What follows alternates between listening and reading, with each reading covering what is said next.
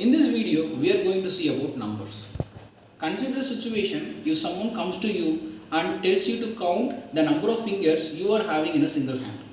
You will start to count from 1 till 5 and you will say that you are having 5 fingers in a single hand. So, if someone comes to you and tells you to count, you will start to count from 1 and not from 0. So, the set of numbers which starts from 1 and goes on are known as natural numbers, also known as counting numbers. Whereas the set of numbers which is starting from 0 is known as whole numbers. Now, an important conclusion over here. All natural numbers can be said to be whole numbers, whereas all whole numbers will not be natural numbers. Secondly, we need to understand an important property related to numbers. To understand that particular property, we should be well versed with two terminologies known as predecessive number and successive number. Predecessive number and successive number are the numbers which comes immediate before and immediate after of a particular numbers respectively.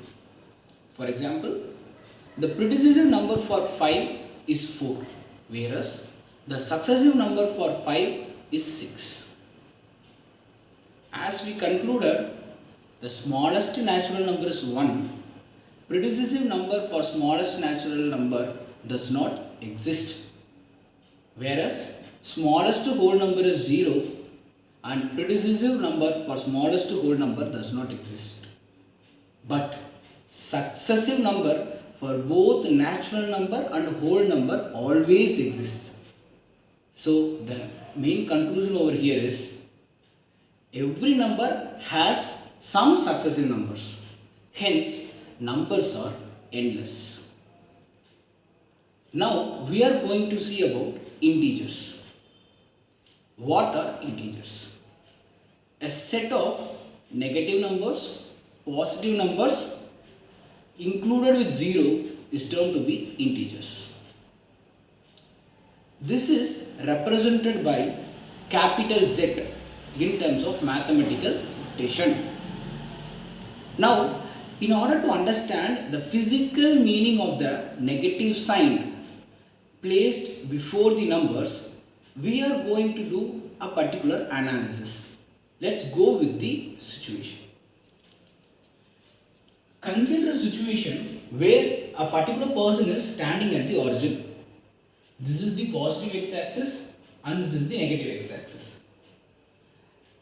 Two persons are standing on either side of the person standing at the origin, and this particular person is pulling him with the force of 60 Newton towards positive x-axis, whereas the person standing over here is pulling him, the same person, simultaneously with the force of 70 Newton towards negative x-axis. You guys say in which direction he will move? Obviously he will move in the negative direction. Why, sir? Since he is applying more force than him. Okay, sir. He will be moving in this negative x direction. So what will be the magnitude in which he will be moving, sir? Exactly, it is 10 Newton. How, sir?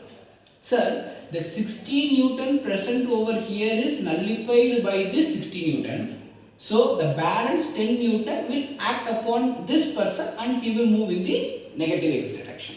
If I want to represent in the mathematical notation, you see, I can able to write positive x direction 60 Newton, negative x direction 70 Newton. So the final result is minus 10 Newton. Here, this minus sign indicates that this person will move in the negative x direction. So this minus sign indicates direction in which the person will move. Whereas this 10 Newton represents the magnitude in which the person will move.